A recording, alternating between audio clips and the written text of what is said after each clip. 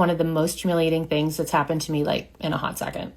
Okay, so yesterday I was in Washington, D.C. This is the anniversary of the overturning of Roe v. Wade. We were at Capitol Hill talking to lawmakers about protecting the freedom of decision for all Americans. All great things, right?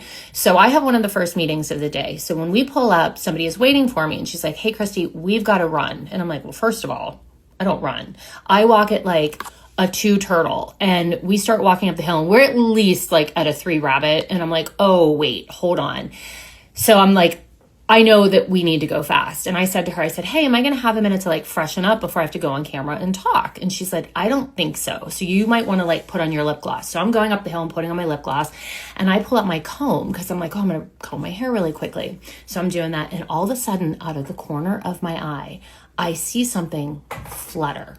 And I'm like, oh God, no. Oh God, no. I knew immediately what it was. And I look, and one of my K-tip extensions, like these little pieces here, had broken free of its mooring and was like floating away. And it didn't even have the decency to just float down the street. Oh, no.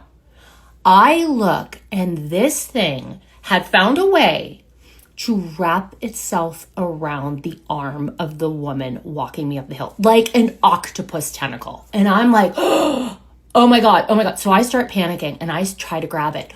Well, it is 40,000 bazillion degrees outside and we are covered in sweat. So all of a sudden now it's like the consistency of taffy. It's like all stuck to my fingers. And I'm like, oh my God, I'm trying to pull it off of her and it's like all pulled apart. And I'm like trying to flick it in my bag.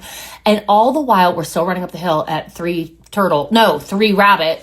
And we get up to the top and I'm like, I have to now go through security, which PS, by the way, God bless this woman. She's like, happens to the best of us. And I'm like, okay, I really support like a woman supporting woman moment. However, I am quite certain that this woman has never been assaulted by like a rogue piece of extension on Capitol Hill before. I'm just saying.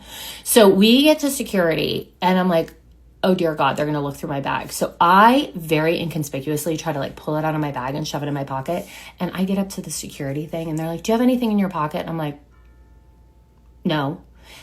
Knowing now I have to go through the metal detectors and there's about, 775,000 middle school kids that are all like, it's Dance Mom Christy. And I'm like, if they pull like this piece of bird's nest hair out of my pocket in front of all these kids, I'm going to be humiliated. So doesn't happen. Finally get inside, find a trash can to throw it away.